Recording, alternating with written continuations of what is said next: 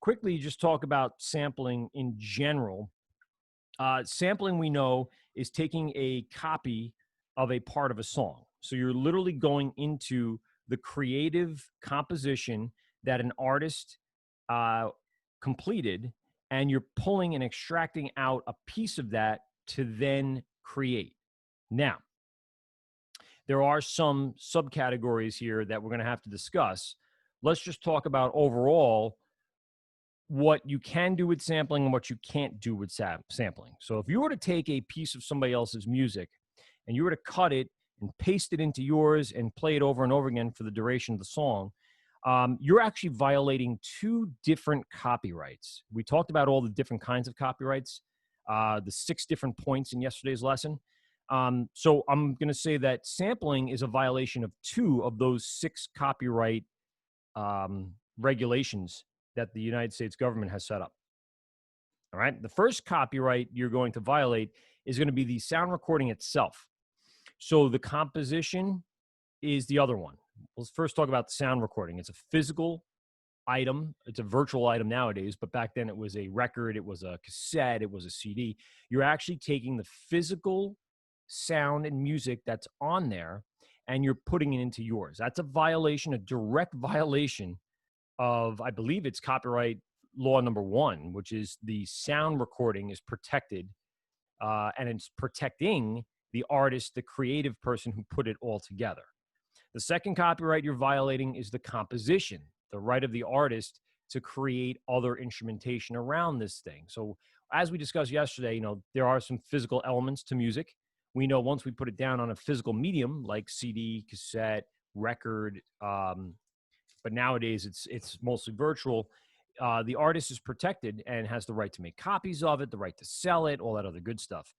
So today's sound recordings are considered physical because physical would be a file or a digital file. And as soon as that digital file can be clicked on and moved around, it is now really physical in one way or another. So the composition becomes how the artist went through the sound recording process. Remember yesterday we did talk about every iteration of the composition is protected. So if you were to record something on day 1, change it by day 5, you are protected. That composition is protected all the way dating back to version number 1. So even though the final version that came out and people heard changed, you are still protecting your version number 1 all the way through version number 4 or 20 or whatever it is. Every take you do, every solo that you change and manipulate, everything creative that comes out of your brain and into a physical medium like tape, like virtual, I know it sounds it's not physical, but a virtual file is copyrighted the minute it comes out. Then it's about protection, right? It's about how you're going to protect yourself. And obviously, being part of a record label allows you some protection. Sending in your information to the Library of Congress gives you some sort of level of protection. But it's all about creating proof that if in fact you did think of this and put it down, that you can prove without a shadow of a doubt that you came up with it first over anybody else. This goes back again to my idea of making sure that you have digital files organized, dated, marked all correctly. So if anything ever does come up where you found that someone violated your copyright, you have proof that you came up with it first. It's really important to stay organized to protect yourself, because if you're a disorganized person and then you're called to the stand and to court to either uphold your copyright or to defend what you did, you need to have proof. Proof. So that's where the sampling kind of starts violating other artists' rights. You need to get the permission for the sound recording and the composition from 2 people usually.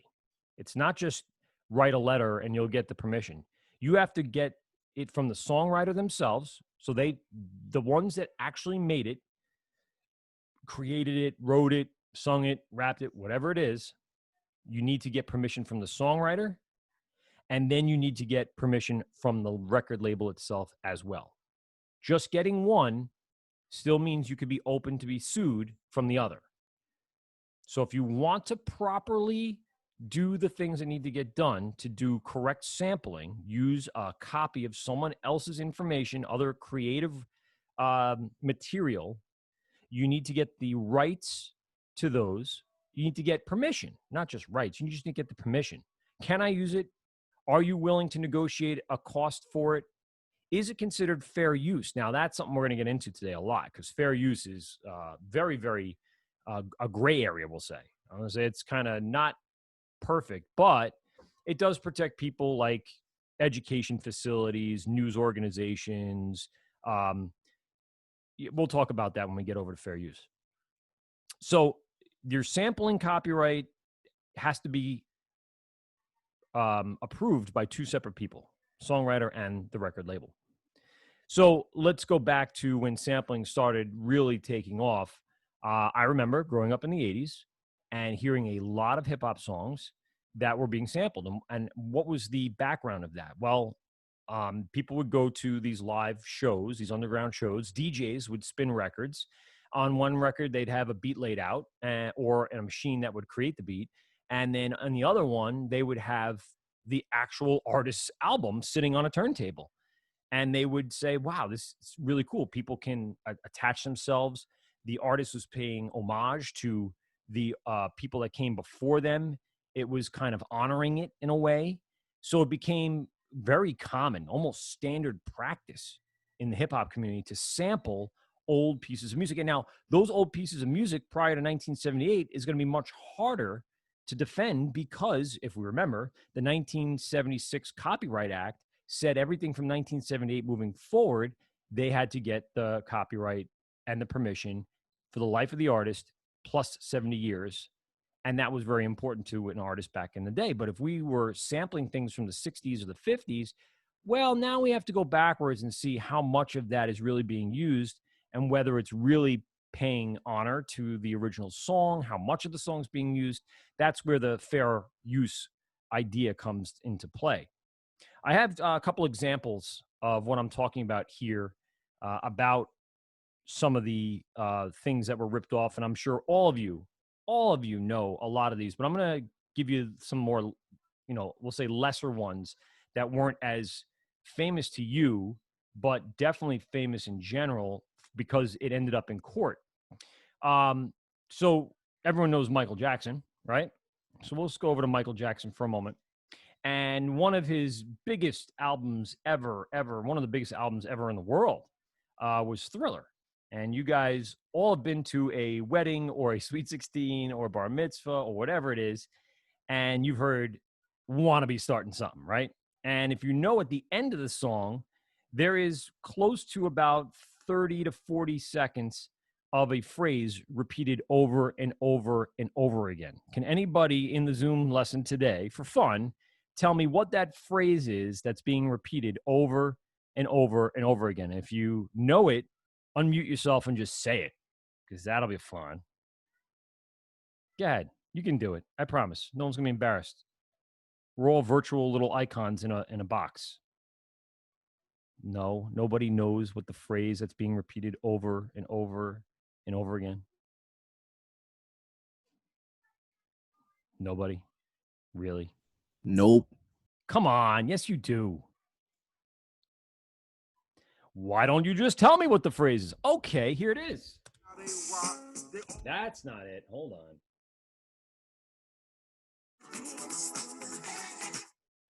There we go.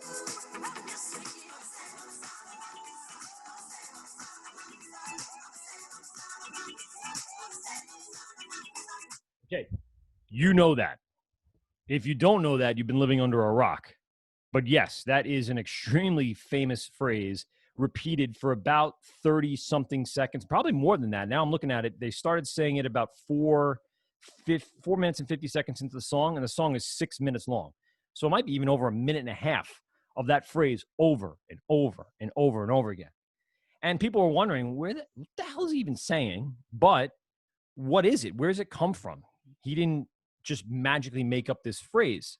And it actually does come from a artist named Manu. It's Manu Dibango, something like that. Dibango, yeah. And Manu Dibango actually had a song called So Makusa, right? So let's jump ahead in this song and let's see.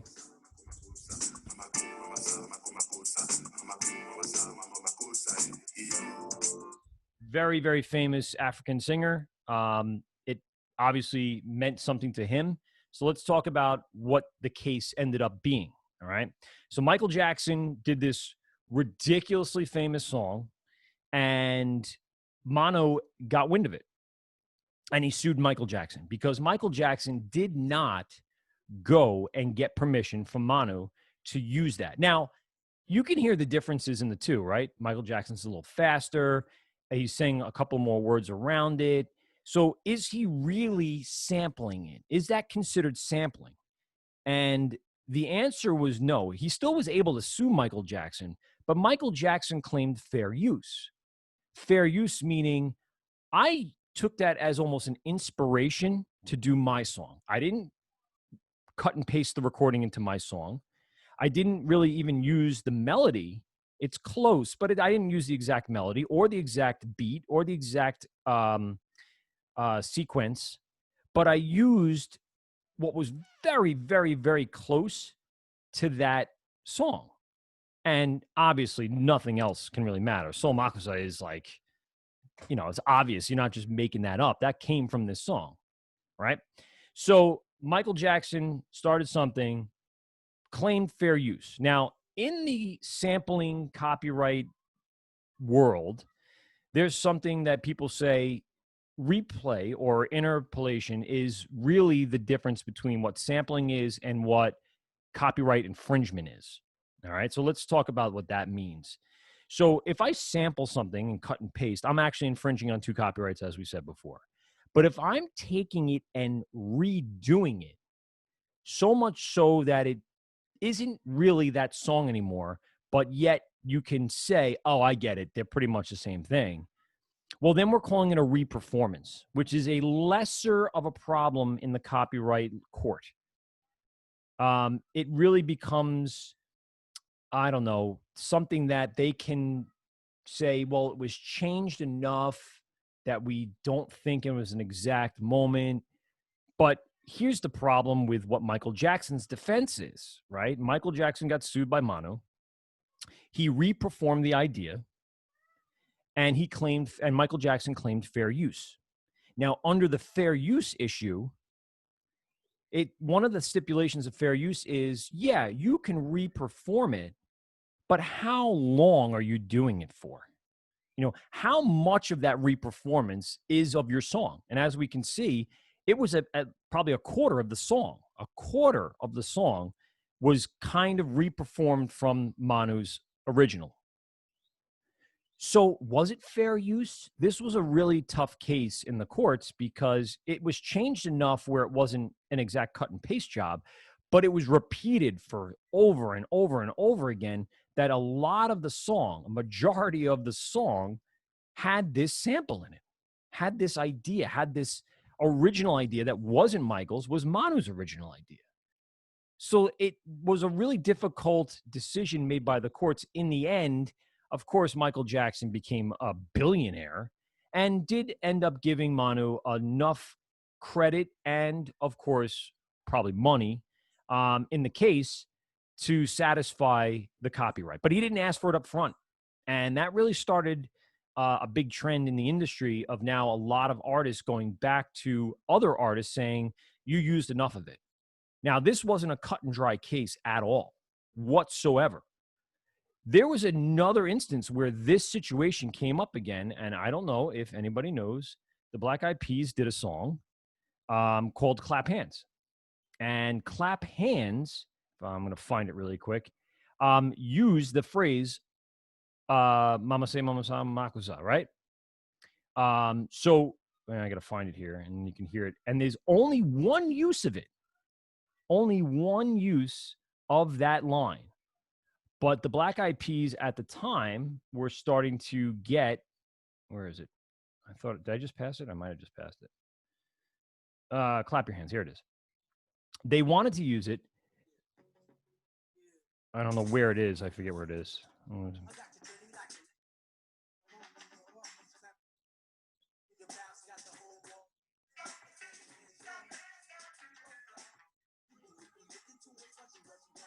I forget where it is. It's in there somewhere.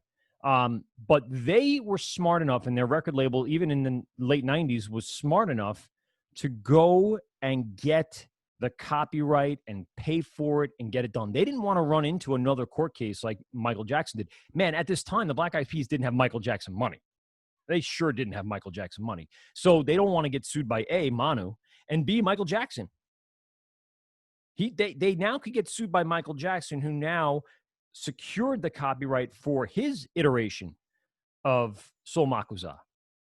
So if you're going to now use it, you can get sued on both fronts, from the original songwriter and record label to the one that was granted through the courts the ability to use that sample. And now you're going to use it and get sued by two big old people, giants, people with a lot of money. You don't mess around with big money. You're going to get hurt hard. And thank goodness they were smart enough, their record label was smart enough at the time to go out and get that permission. Now, the thing is, and we'll go back to the fair use concept, is just the word Soul Makuza or Mama Say Mama Sa Soul Makuza, right? If that phrase is copyrighted, but you're only going to say it once, not for a minute and a half, is that considered fair use? Because one of the other stipulations of fair use is how much you use it. And that is something that has to be determined. And honestly, if you don't get permission, you're going to have to go fight that. What is it claiming fair use? Again, the Black Eyed Peas avoided all that. They said, no. We're just going to go get the permission. They paid whatever they need to pay to be able to use that line or phrase. And they made sure that when they were released this album in 1998, they weren't going to get hit with any lawsuits. And of course, as we know, in 1998, they really weren't a big artist. They really weren't out there for everyone to see. It wasn't until Elefunk that they became, megastars. So it wasn't until 5 years later. But they were smart enough, and their record label was smart enough to make sure that they secured themselves, right? Really important for an artist to do that, especially on the way up. Really, really smart people behind there. There's another example I want to show you. And this one was an even bigger case, a more popularized case of copyright issues because it was so bad. Gilbert O'Sullivan is a artist from Britain who did a song called Alone Again, and in parentheses, Naturally. And so it was a very sad song. It was, very easy, and it's very, British esque. So I'll give you a sample of that.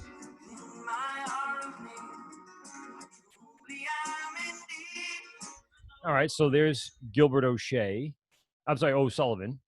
But then, and what year did that come out? Let me just see. Hold on. Alone Again. This came out in 1972. Okay. Now, it was a very simple composition with guitar and piano, bass, and drums, and then him singing it. So then our buddy, Biz Markie, I just definitely spelled Biz Markie wrong. And you know what song Biz Markie does, right? This is not the sample. Right, everyone knows that song because, again, it plays at every single weddings and bar mitzvahs, sweet 16s, and all that other good stuff. He did a song called Alone Again. He didn't even try to change it. He just got rid of the naturally part. The biggest problem with Biz Markie is he ended up using the exact piano sample. Oh, my God, what are you doing? He actually cut and pasted the sample from Gilbert O'Sullivan's song Alone Again, in parentheses, Naturally, and Biz Markie came out with a song again called Alone Again. And literally cut and paste the piano part. Here's a little clip of that.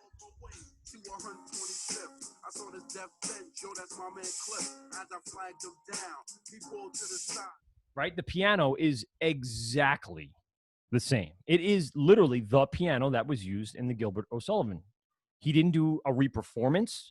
He didn't change it. He sped it up a little bit, and he rapped over it, obviously. But there was no major change to the original performance in the sample that he used. So Biz Markie got hit hard for this one. And Gilbert O'Sullivan wasn't a huge popular thing, but it doesn't have to be. If you have your stuff produced, created, and copyrighted, and then you have a record label that is going to support that, man, you're going to get hit. You're going and you think you're going to get away with it, but eventually that's going to come back on you. Wow, what's up, buddy? Yeah, yeah, so if you take the same instrument, right? Yeah. You sample it and then You you are put you it inside of copying and pasting it, or are you redoing it? Are you reperforming it? let me finish say what I'm saying, you're gonna understand it a little bit. So like you take the first of all, the piano. You Okay. take the piano, you cut a little bit of the piano, right? Okay. And then you put it on ESS24 Yes. sampler, right? Well, And then guess you what? change There is it. no more EXS24. Now it's just the sampler. But go ahead. Yeah, the sample it. You sample it, you change it a little bit, How are you and then you changing it? put See, these are the things that the court cases go through. How did you change it? What did you do? Did you change it enough that it's almost more of a honoring the song, or did you change it enough or not enough that it's too much like it because you wanted it to be too much like it? Yeah, no. I was asking you. Yeah. Well, I mean, what do you want to do with it? Now, if you take the same piano, right, and then you Yeah. put it in a sampler, and then you play in a different pattern, but Okay. with the same sound of the piano, Okay. would that be considered to be copyrighted? Yes, you were violating copyright. Yep. 100%. There are, I'm going to go through this in a moment, but there are sort of kind of ways around it. Let me give you what happened in the Biz Markie situation. All right. So it went to court and they ran into a judge that wasn't playing around. He's not messing around at all. And the judge literally said, you can't steal music. You can't do that, dude. That is completely a violation of the artist's creative moment and whoever that artist was, whether it was a piano player, a studio part of the band, the actual artist himself or herself, you can't steal that without getting permission. And Biz Marquie's defense team said, well, this is standard practice in hip hop. This is happening all over the place. Why are you picking on Biz Markie? And he's right. I mean, it still is today. A huge part of the hip hop industry is sampling, but today there's more laws and regulations in place that are now forcing the hand of artists, signed artists, paid artists, and record labels and management teams to go and get permission. Now, wow, I'm going to tell you this. You can go in your room, you can make anything you want. You can put it on SoundCloud and leave it out there for free. But if you were to collect 1 cent, 1 penny on that song, you could be sued for millions. This is where fair use comes in, and we're going to talk about that in a little bit. You can use it to do simple things like just trying to have fun. This is my hobby. This is what I like to do. It's part of my resume, whatever you want to call it. But the minute you take in even 1 penny from that song, now the original creative mind can sue you for whatever they think the value is of their sample or song. And we'll get into fair use in just a few moments, but that's what's really scary. And this court case over Biz Markie really started a trend of original artists suing current artists for not getting permission. We mentioned Vanilla Ice. We mentioned what was the other one that we mentioned yesterday? I can't remember. But there's been countless, countless copyright court cases over the years. And again, you guys know sometimes the music you listen to comes from somewhere else. If it's a very famous artist, then more than likely they went out and got the rights. The record label and the artist can't afford to be sued. It costs them way less to pay royalties or gain the permission or pay a licensing fee than it is to just do it and hope for the best. That's rolling the dice. That's bad practice. No record label is going to put their entire reputation on the line for a little sample, a little snippet, right? Even if it's going to make them $1 billion, they're going to lose half of it to the original artist. So what's the point? Go pay $100,000 to the artist and you keep the other billion. It just makes no sense. Now, if you are an artist that is at home and you're really not making money on it, you're just using it for fun or whatever, you can use it for education. You can use it, we call it fair use. That would be fine. But I'm telling you, Wala, if you go out and you start making money on it, you better be really careful. I recommend immediately trying to contact the record label and the artist and getting the permissions or rights to that song before you take in another dollar, another cent. That would be detrimental to your entire life. Yeah, you balloon. So the court really, put its foot down on that Biz Markie case. It was pretty cool, for the artist, obviously for the artists. For us who are not artists or not famous artists, it really kind of put a damper on how we can use things. But a lot of people claim fair use. So let's talk about what fair use is, because that's a really important part of this whole process. So fair use is kind of the gray area of copyright. Fair use is a term that's thrown around a lot and then has to be defended or prosecuted against, because that's immediately, it's like pleading insanity when you do something stupid, right? I don't know, I was out of my mind, I was blah, blah, blah. That's what this is. This is that comparable in the music industry. So fair use is actually really a violation of copyright. It is. It technically is a violation of copyright. But there are some ways that you can use it that usually will get you out of trouble. So let's go through a couple things, and I already mentioned them this week, or yesterday rather. The first one that comes to mind immediately is education, right? And I mention this because I use a tremendous amount of copyrighted material as a teacher.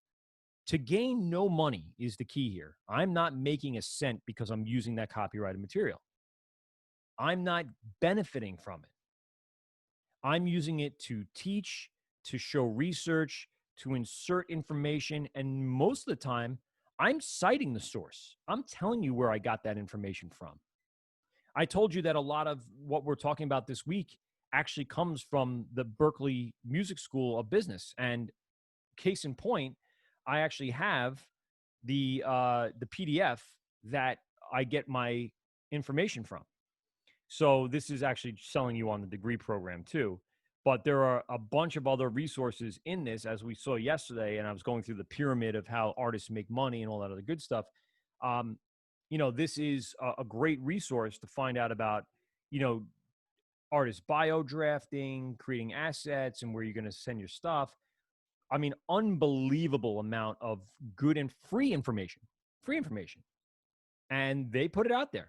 What do you want to do? What's better? What they think is good. And this is a school that doesn't mess around. Now, this is one of the top schools in the country. I would say Berkeley. I would say Full Sail. There's the CRAS, the Cradle of Audio Research. There's a couple out there that are really like unbelievable. And they put out a lot of free content for people to, basically use. And here is something we discussed yesterday, right? Here's the Copyright Act of 1790, but it really isn't the Copyright Act. It's the Second Amendment to the Constitution, really the First Amendment to the Constitution. And, what we're talking about here is the ability way long ago of an inventor or a scientist for the government to stand behind them when they create something so they can get the recognition and or government funding that they need to continue their work. You don't want to come out with something and then all of a sudden magically get it taken away and receive no credit and no money. And then as a scientist or an inventor, you go, I'm not doing this anymore. What am I doing? Right? There's no motivation. So the government wanted to make sure that there was some motivation for people to keep inventing and being creative. And that carried through to music. And then in 1978, the 1976 Copyright Act was passed, and it protected the artists even further in our legislation in our government areas. So, like I said, even I get to use copyrighted material because I'm using it towards education and I'm citing it and talking about it along the way. So fair use is pretty much that. I saw Vince, you had a question really quick. Go ahead, Vince. Um, I remember you were talking about tuition one time and Uh-huh. how like if you do tech 2 years, like some select schools, you get like like Yeah. off? Yep. Which schools were those? Were those? There is 8 different colleges that offer, we call them articulation agreements. I can rattle, I think, most of them off. So it's 5 towns. Full Sail has a $30,000 skills scholarship. Institute of Technology in Rhode Island. The Art Institutes in Boston and down in Pittsburgh. New Haven Technology, which is it's not New Haven. And what's the other one I'm missing? That's just very obvious. I can't think of it. Oh, the Pennsylvania Institute of Technology. Yeah. So there's a bunch of them that offer it. I don't think that's all 8, but obviously, when you get a 2-year certificate and you graduate, what you'll do is tell them that you went to tech, cite the articulation agreement, and we can go over that in September if you're looking at any of those schools. And I can tell you which classes you can get out of. So I know like 5 towns, you get 6 credits. So right away, you don't have to pay for those 6 credits. You just get them. And then you get 25% off your tuition. So there's the benefit. There's another school that offers up to 9 credits. So you get out of 3 classes. I think it's like Audio 101, MIDI 101, and Mixing 101 or something like that, or whatever their comparable classes are. Berkeley doesn't have one as of right now, but we have reached out, and it does take a while for these schools to come back and say, yeah, we will give you 3 credits. We'll give you 6 credits. And it just gives you incentive as a high school student to do well in the classes. So then at least you're actually going to get paid when you leave. When you leave, not paying for 6 or 9 undergraduate credits costing you over $5,000 is like you were getting paid in high school. And I always say that. I said at the beginning of the year this year, I know one of the arguments, treat this like a job. Well, we're not getting paid. Why? Because you're not getting a check so you can go spend it on shoes or Taco Bell? No, you're getting an investment in your education where you're not going to have to spend $5,000 on classes next year or the year after. You're not thinking long term. You're thinking short term. And maybe a lot of people's mindset changes over the years from junior to senior year when you start realizing how much college actually costs, how many loans you're going to have, and how long after college you're going to be paying off those loans. It's not fun. The more help you can get, take advantage of. And it all starts with you doing what you're supposed to do, as a junior and senior in school. And Berkeley is no different. It's a very expensive school. You have to move somewhere, whether it be to Boston, or I think there's one out on the West Coast as well. So there's a lot of opportunity there as well. And these guys, like I said, they're giants in the industry, in the education industry for music business and music performance and music engineering. I want to go back to fair use really quick. So educational facilities have the ability to create and develop research, teachable material. They can copy things and play it live in the classroom, all without infringing on copyrights under the fair use law, as long as they cite the source. It's just like you guys writing a paper. You're going off and you're reading all these articles and doing stuff, and then you're asked to write some sort of bibliography, right? Some sort of a works cited page. And as long as you cite them, you're not copyright infringement. You're not plagiarizing, which is just a form of copywriting. So it's okay to do it at that point. You almost have to do it in an educational setting, unless you're coming up with brand new ideas that no one's ever known or heard of, which is nearly impossible to do your entire high school or college career. Another place where fair use comes into play is in sports. This is really interesting. If anyone's ever watched a basketball game or a hockey game or a baseball game, towards the end of the broadcast, in the last 30 seconds of the game, or, they're not going to be in overtime and it, they will put up a disclaimer. For basketball, the NBA is protected by blah, blah, blah. You are not to retransmit or re-propagate this in any means, form without the express written consent of the National Basketball Association. You've heard this. Anyone that's watched a sporting event towards the end of the event, pay attention. They're flashing up that you can't even talk about the sports game or the event in any way, shape, or form. Well, that doesn't make sense. How can a baseball game happen? How can a basketball game happen and no news organization, sports radio, or anyone else even mention it? It's kind of crazy. It's so crazy, in fact, that the Super Bowl doesn't allow people to say the word Super Bowl. They call it the big game. You wonder why advertisements and commercials that are non-sponsors of the Super Bowl, and I actually might even be in copyright saying Super Bowl a million times right now. Super Bowl, Super Bowl. Who knows? You're not allowed to say Super Bowl without the express written consent of the NFL. And that is a big deal. So a lot of the TV and radio stations and non-sponsors of the Super Bowl have to say the big game. It's pretty crazy. But I'm protected under the fair use because I'm doing education, right? So I can say Super Bowl all I want. Super Bowl, Super Bowl. Same thing with sports, right? Any game that's played, they wouldn't be able to talk about it on the news that night if there wasn't this underlying fair use part of the copyright. This is extremely interesting.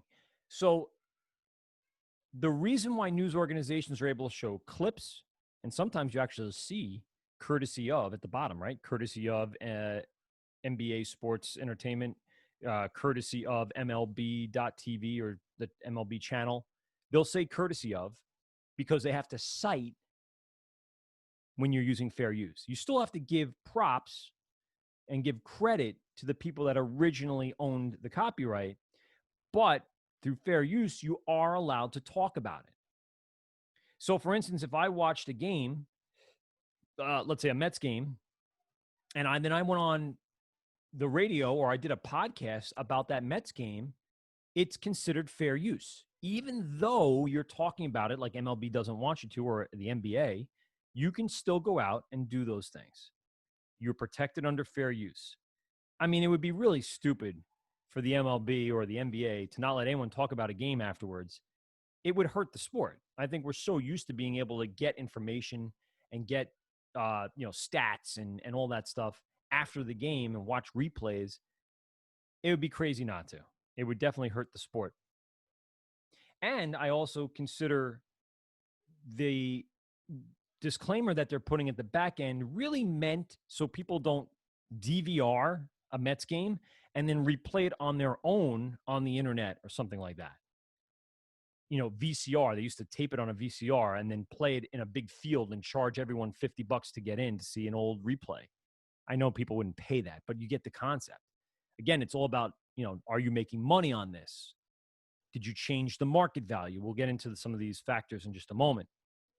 One last example I'll give you, and this is the example about films. Film has a major copyright on it, right? They're out there trying to kill all the people that videotape the film in the movie theater and then go out and try to sell, bootleg DVDs and put it on the internet for us to download and enjoy from the comfort of our own homes.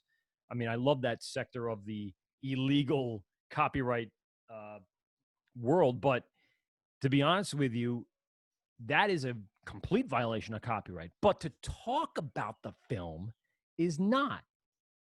Technically, under copyright law, you're not supposed to talk about the film. But yet, if you go on YouTube about all the films that have happened, people are giving their reviews, people are telling you spoilers, people are giving you what's coming out, what the future holds. Man, they're not only talking about it, but they're showing images, they're showing videos, they're showing clips, they're dropping sound bites. How is that not a violation of copyright? Well, it's because it didn't really change the market value. In fact, it probably helps that industry in one way or another. Obviously, going into a movie theater with a camera is hurting the industry because I don't go to the movies as much as I used to because I can get it 3 weeks after it's out on my television at my home and don't have to deal with people. But if, in fact, no one talked about the film at all, I think it would hurt the industry, and the industry understands that. So they allow the fair use of the discussion of the film to a certain point, how much of it's being used, how much is discussing. So then it actually created this subgenre of these movie industry companies that now keep things so tightly secret. It actually produces major hype for a lot of these movies. And I'm not just talking about the Marvel ones because there's leaks all the time, but even like It Chapter 2 was kept under wraps really well.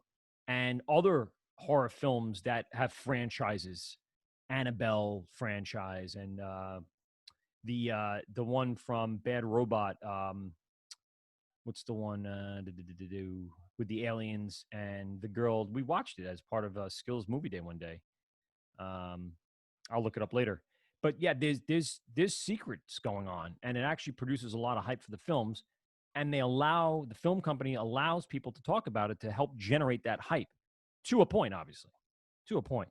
And what are those factors that really qualify fair use? I mean, this is what you have to ask yourself if you're in a court defending yourself or trying to prosecute somebody for using your creative material, your original thoughts put on a medium. So the first thing is, what is the material? Are you covering something factually? Are you covering something not factual? Remember, it's all about protecting the original creators. So if you're producing like a factual response or a thing that will be factual based upon what you saw and what you did. For instance, if I was talking about sports, you're giving what happened in the second inning. Castro hit a 2-run home run. That is facts. That is not opinionated. You're not doing anything that's violating, per se, the rights of the baseball player, the rights of MLB or the team. So what is the material that you're putting out there? It should be factual. Is it news-based? Right? The news has carte blanche on pretty much everything. So the idea of fair use and copyright is to protect the creator. As long as the creator is still being protected, then what you're doing could be considered fair use. That's one argument people would make in a court. The other one we mentioned a couple times is, what is the amount? Can it be substantiated? This is more like how much of the song was used. All right. So if I used a 2-second clip and it only ended up being 2 seconds in my new song, then yeah, you could probably claim fair use. I think the Black Eyed Peas with Clap Your Hands probably could be considered fair use, but they weren't going to play that game. They weren't going to roll the dice. But how much quality is in that? What's the point of sampling it then if you're only going to use 2 seconds? On the other side, the quantity of the sample. If you pulled out 2 seconds of a song, but it made up a third, a half, the entire song, if it was used throughout the entire song, I don't think you consider that fair use. You're basically creating a song off of the heels of that person's 2-second moment of creativity. That is not going to fly. And then, of course, if you make money on that, if you can't then claim educational use of it, then you really better pony up the money for licensing and permission. Because what effect does it have on a market? That's the other factor. What effect does your version have on the value of the sampled version? Your version is sampled from somebody else's work. If your version creates more money for the original artist, awesome. But if it doesn't, be careful. Be careful, because you're going to lower the value of their original work, and that's playing with somebody's money. And people don't take kind when you play with their money. The other thing is, and I said, what's the point of using it then? If you're using a 2-second clip, what's the point? What value did it add to your song? What's the point of using it? Is it for nonprofit? If it's for nonprofit, probably fine. No worries. Again, I would still say, why even bother? But at that point, if you can't be without it, if I can't live without you, then you better make sure that you have permission, you're not making $1 on it, and you can, without a shadow of a doubt, claim fair use through education, through news reporting, through student work. When you start taking money in, you have a problem. Last point I want to make. How much did you change that? We went back and talked about, replaying versus interpolation, which is really just a reperformance of it, which we saw. And Michael Jackson was really a reperformance of Sol Makusa. But it was a lot of it. So then you got to go into, how much quality and quantity was into the sample. What effect did it have on the market? And what point was it of using it? Well, I think it's one of the most, well-known parts of a song ever. If you play that song part, people are like, Mama say, Mama say, Mama say. Of course, everyone would sing that in a heartbeat. Did you transform it enough? Was enough change made, Wawa, like you were saying before, was enough change made to that sample to now be almost your own? You have to put as much creativity in changing that sample than the original artist did in creating it. And that's what you have to ask yourself. If you're cutting and pasting and expecting to make thousands and millions on it, you're going to get sued, guaranteed. Someone's going to pick up on it. The label, the UMG, or these other companies that protect artists, which we will talk about tomorrow, the artist himself, herself, their family members, or whatever, someone's going to hear it. As big of a world this is, it's much smaller than you think in the industry. So you better transform it enough. You put enough effort into your transformative creativity that equals the original artist's creativity. Be very, very careful on how you do this. Claiming fair use is everyone's out, but then they have to prove it. And they have to figure out where it fits into everything I just mentioned for fair use. Listen, no problem sampling. I never have a problem with it. I sample a lot, but I'm making sure that what I'm sampling fits into one of these categories. And you have to ask yourself that, and you have to be able to prove that. Guys, I appreciate you sticking around for a nice long sampling and copyright lesson today. I hope to see everyone tomorrow, bright and early at 10 a.m. If you have any questions, shoot me an email. Do whatever you need to do for your work. Everything is due by Tuesday, but if you're watching the classwork sheet, project number 12 is due on Friday. Project 12 on the 12th. I'll see you guys all tomorrow. Enjoy. Holla, holla.